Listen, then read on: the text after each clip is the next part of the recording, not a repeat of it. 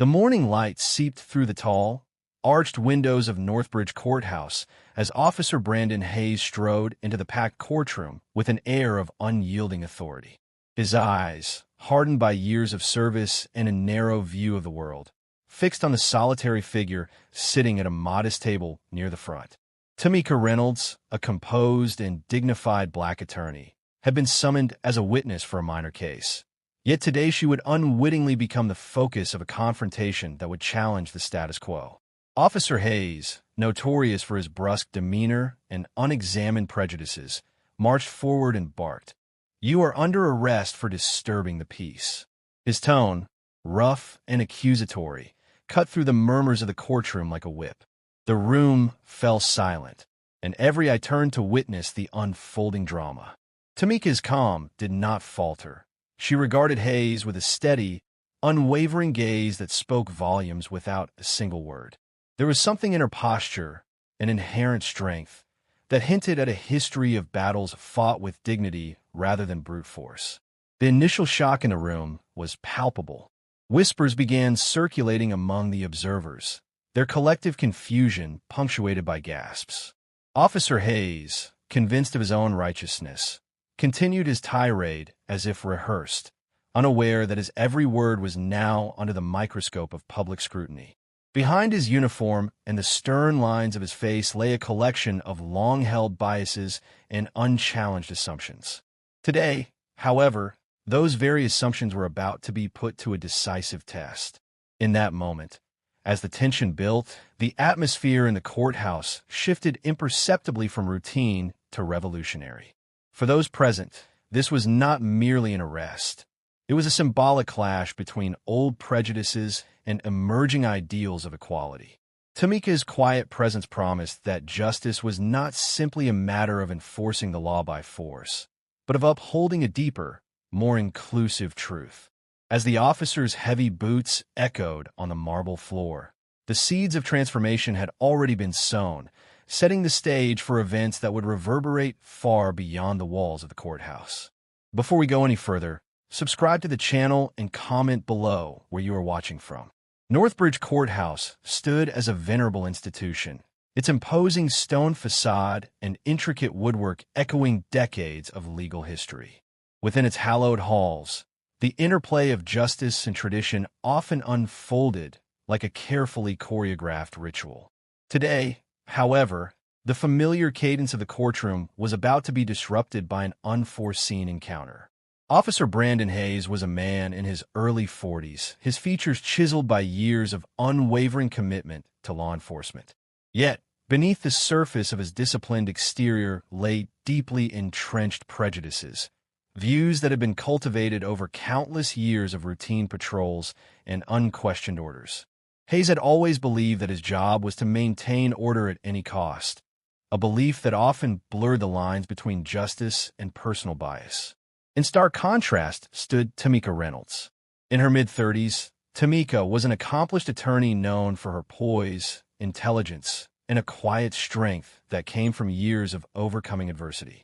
Born into a community that had long battled systemic injustice, Tamika had learned to navigate the complexities of the legal system with both resilience and grace.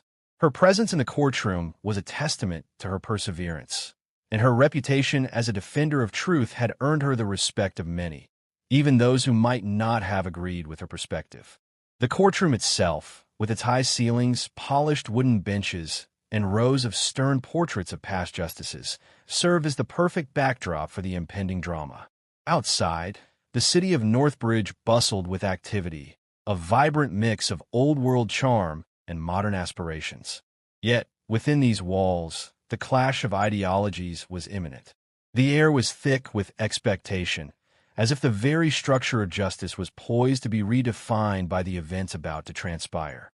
Observers in the gallery, including journalists, legal experts, and everyday citizens, were keenly aware that today might mark a turning point. The legacy of the courthouse was steeped in tradition, yet had also been a silent witness to evolving social attitudes. In this setting, the confrontation between Officer Hayes and Tamika Reynolds was more than a personal dispute. It was a microcosm of the broader societal struggle between outdated perceptions and the pressing need for reform. As the session commenced, every detail, from the subtle glances exchanged between seasoned lawyers to the hushed whispers among community members, spoke to the undercurrent of tension. The stage was set for a battle of not only legal arguments, but also of principles. In that charged environment, it became clear that what was at stake was far more significant than a routine arrest. It was a contest for the soul of the justice system itself, a test of whether fairness and truth could prevail over entrenched bias. As the formalities of the courtroom unfolded, Officer Hayes maintained a rigid stance while reiterating his charge with a voice imbued with unyielding certainty. "You are being detained for causing a disturbance," he declared, his words cutting through the silence like a razor. Yet, as he continued, the stark contrast between his aggressive assertions and Tamika Reynolds' serene composure became increasingly apparent. Tamika sat with an air of quiet dignity, her eyes fixed on the officer as she reviewed her case files with meticulous care. Her silence was not one of submission, but of measured defiance, a refusal to be intimidated by baseless accusations. Around the room, whispers began to swell. Several onlookers exchanged skeptical glances, questioning whether Officer Hayes' actions were motivated by genuine concern for public order or by his deeply ingrained prejudices. The murmur of discontent grew as legal professionals present in the gallery analyzed the unfolding exchange. They recognized that this confrontation was not merely a dispute between a uniformed officer and a determined attorney, but a broader reflection of systemic issues that had long plagued the institution. The presiding judge, a figure known for his impartiality and decades of experience, eventually called the courtroom to order. "Let us proceed with decorum and allow the evidence to speak for itself," he intoned, his voice resonant with authority.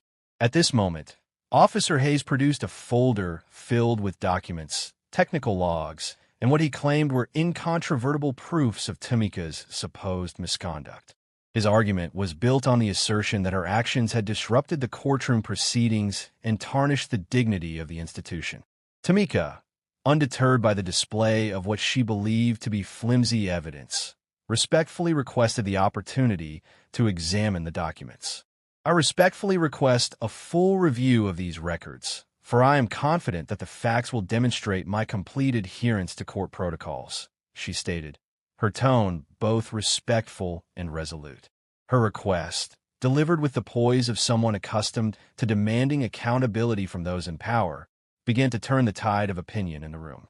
The judge nodded thoughtfully, and murmurs of approval rippled through the gallery. As Tamika methodically scrutinized the evidence, it became increasingly clear that Officer Hayes' case was built on subjective impressions rather than objective facts. Her precise questions revealed inconsistencies in the logs and discrepancies in the documents that the officer had presented. With each pointed inquiry, the foundation of Hayes' argument weakened, exposing not only the flaws in the evidence, but also hinting at the possibility that his motivations were less about maintaining order and more about enforcing personal biases. The tension in the room was palpable. Every whispered conversation among the spectators grew louder, and even the judge appeared to lean forward, intent on absorbing every detail of the emerging narrative. Some legal experts in the gallery were seen exchanging looks of disbelief, while others scribbled notes furiously, aware that the case was quickly evolving into a litmus test for the accountability of law enforcement. In that charged environment, it became evident that this was not merely a dispute over procedural issues.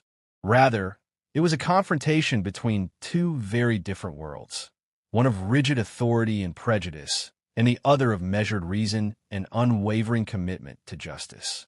The courtroom, traditionally a bastion of order, was now serving as the arena for a moral and ethical showdown.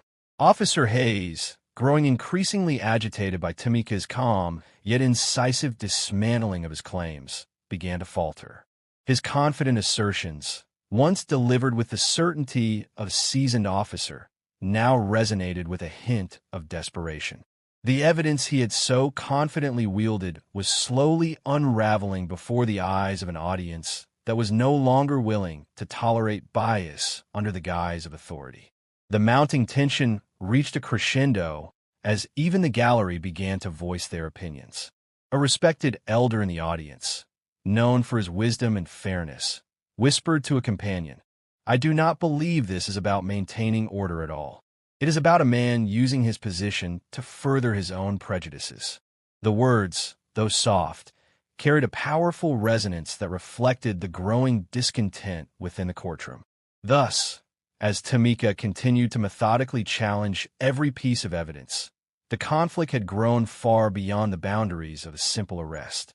It had morphed into a broader battle over integrity and fairness, a contest that would soon force every participant in the courtroom to confront the deeper issues of accountability and racial bias. The stage was set for a showdown that promised to reshape the perceptions of everyone present, and the seeds of transformative change had already been sown. As the evidence was examined, the air in the courtroom grew denser with tension. Officer Hayes' arguments, once delivered with unyielding confidence, began to falter in the face of Tamika's calm scrutiny.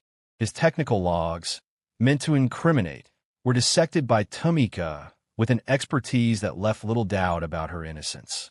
Her measured questions and precise observations turned the tide, as even the judge seemed to lean in to catch every word. The atmosphere was charged. Every witness and onlooker sensed that the case was evolving into something far more significant than a routine confrontation. In the midst of this escalating debate, an unexpected twist unfolded. A young court reporter, who had been quietly taking notes in the gallery, managed to access supplementary records from the courthouse security systems during a brief recess. These records, not previously presented in court, revealed that Officer Hayes had, on several prior occasions, been formally reprimanded for overstepping his authority. More damningly, the records showed instances where his actions were tainted by personal bias, evidence of a pattern of behavior that contradicted the principles of impartial law enforcement. When these revelations were briefly mentioned by a whispered comment among the legal team, the atmosphere in the courtroom shifted dramatically. Whispered conversations turned into audible murmurs, and the once sterile environment of the court was suddenly infused with a sense of collective disbelief and moral outrage. The impact of this newfound information was profound.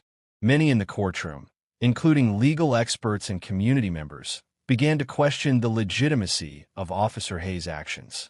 The revelation that a figure of authority could have such a tarnished record resonated deeply with those who had long suspected that bias might be at the root of his aggressive behavior. The case was rapidly transforming from an isolated incident into a broader critique of systemic issues within law enforcement. The murmurs grew louder, and even the judge's normally stoic expression softened with concern as he absorbed the implications of the reporter's findings. Before long, the tension reached a fever pitch when the courtroom door swung open once more and additional officers entered the room. Their unexpected arrival signaled that higher command was now taking an interest in the proceedings. Among these officers was Lieutenant Marcus Daniels, a man whose reputation for fairness and a commitment to justice was well known across the force. Lieutenant Daniels' entrance was both timely and dramatic. His presence immediately commanded attention and signaled that the matter was no longer a routine arrest, but a case warranting scrutiny at the highest levels. Officer Hayes, visibly rattled by the turn of events and the presence of Lieutenant Daniels, attempted once more to assert his authority. "I'm the one who has upheld the law on these streets for many years," he insisted, his voice now betraying a hint of desperation as he tried to cling to his diminishing credibility. However, Lieutenant Daniels, observing the proceedings with a critical, thoughtful gaze, approached the bench. After a brief but pointed exchange with the presiding judge, Lieutenant Daniels announced that a comprehensive review of the case would be conducted immediately. This pronouncement effectively suspended Officer Hayes' authority in the matter, leaving him to stand in the courtroom with his earlier bravado significantly diminished. The shift in authority was palpable. Tamika Washington, who had remained steadfast throughout the proceedings, now sensed that the scales of justice were finally tipping in her favor.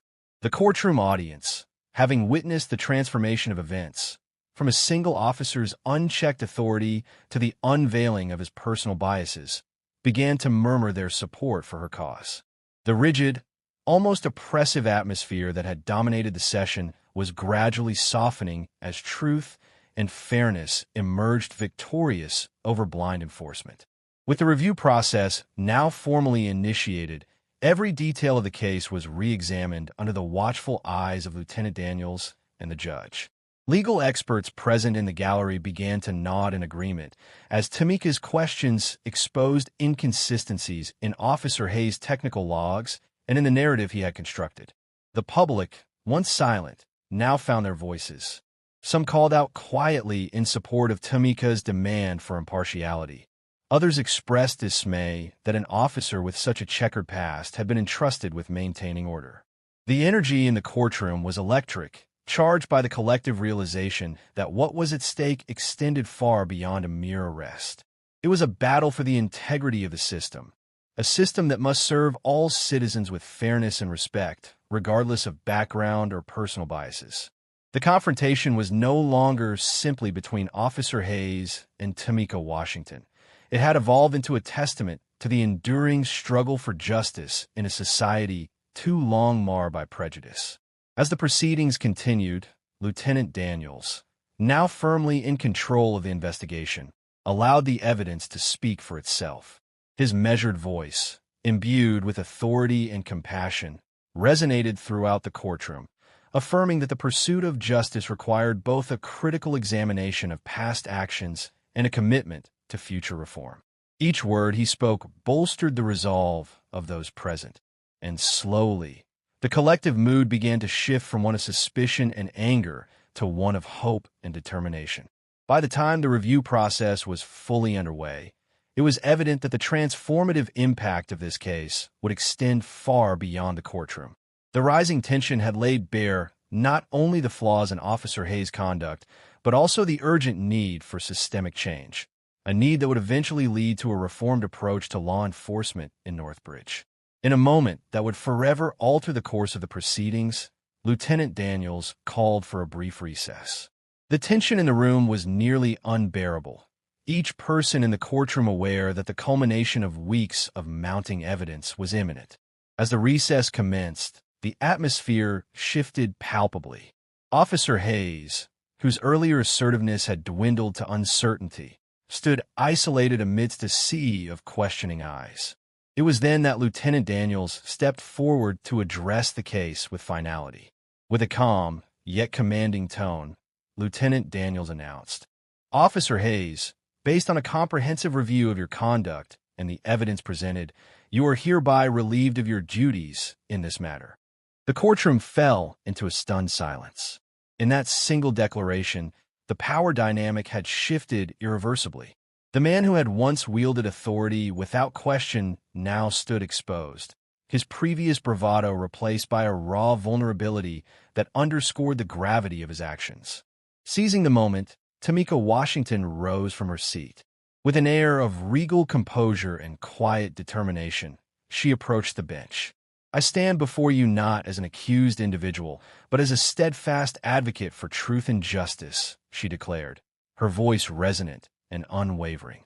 "I have always believed that justice is not enforced by unchecked power, but is achieved through fairness, accountability, and respect for every individual." Her words, delivered with precise clarity, struck a chord with everyone in the room. As Lieutenant Daniels observed the exchange, his expression softened with the weight of responsibility. He reiterated that the integrity of the legal system depended on the willingness to confront and rectify instances of abuse of power. It was then that the final irrevocable evidence was presented. A series of video recordings, detailed logs, and corroborative testimonies that exposed not only Officer Hayes' misconduct, but also his long-standing biases. The turning point was sealed when the judge, after listening intently to the evidence and Tamika's impassioned plea, declared that the case would be dismissed against Tamika Washington. More importantly, He mandated an immediate internal review of the practices within the department, with Lieutenant Daniels appointed to oversee the necessary reforms. In that defining moment, the courtroom was transformed from a battleground of conflicting assertions into a crucible for systemic change. The emotional weight of the revelation was overwhelming. Officer Hayes, now stripped of his former authority, could only stand in silence as the courtroom acknowledged the triumph of fairness over prejudice. Tamika's transformation from a quietly composed defendant to a symbol of empowerment was complete. She had not only defended her honor, but had also become a catalyst for reformation, a living testament to the fact that truth and justice must prevail, even if it meant overturning long-held assumptions. For the audience and all those present, the turning point was a powerful affirmation that the system could and should be held accountable. The roles had been irrevocably reversed. The enforcer of bias was now the subject of scrutiny, and the one who had been unfairly targeted emerged as the new standard for leadership and moral authority. It was a moment that resonated deeply, promising that the lessons learned in that courtroom would ripple outward into broader societal change. In the days following the climactic courtroom showdown, Northbridge began to experience a subtle yet profound transformation. The arrest and subsequent removal of Officer Hayes from his position had sparked a wave of public dialogue about accountability, transparency, and the critical need for reform within the ranks of law enforcement.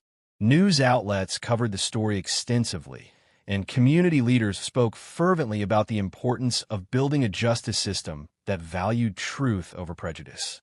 Tamika Washington returned to her legal practice with a renewed sense of purpose. Her unwavering composure and insistence on fairness had earned her widespread acclaim. She was invited to speak at local forums and community events, where she shared her experiences and called for systemic reforms to ensure that no one would ever be judged solely on assumptions or bias again. Her transformation into a beacon of integrity had not only exonerated her, but also ignited a spark of change that resonated throughout the city. Lieutenant Marcus Daniels, having played a pivotal role in the resolution of the case, took immediate steps to implement the reforms he had promised. Under his supervision, a comprehensive review of departmental practices was launched. New training programs on cultural sensitivity and bias recognition were introduced, and stricter guidelines were established to ensure that every officer upheld the principles of fairness and accountability. Daniels' leadership signified a commitment not only to rectifying past errors, but also to forging a new path forward, one where the values of justice and equality were paramount. Officer Hayes, now subject to internal disciplinary action, was forced to confront the consequences of his actions. In a series of interviews, he expressed regret over his conduct and acknowledged that his behavior had been influenced by unfounded biases. While his path to redemption was far from certain, the incident served as a stark reminder that no individual, regardless of rank or tenure, was above scrutiny. The community of Northbridge, too, felt the impact of the case. What had begun as a contentious courtroom drama evolved into a powerful symbol of the community's resilience and its commitment to social justice. Neighbors gathered in public parks and community centers to celebrate the preservation of their shared values, and local activists organized events under banners proclaiming justice for all and equality now. The story of Tamika Washington and the downfall of Officer Hayes became a rallying cry for a new era in Northbridge, a time when every citizen, irrespective of background, could expect to be treated with dignity and respect. In the final hours of a reflective town hall meeting held at Northbridge Courthouse, Lieutenant Daniels addressed the assembled crowd. Today, we have witnessed not just the dismissal of a wrongful act, but the affirmation of our collective commitment to justice and fairness, he proclaimed.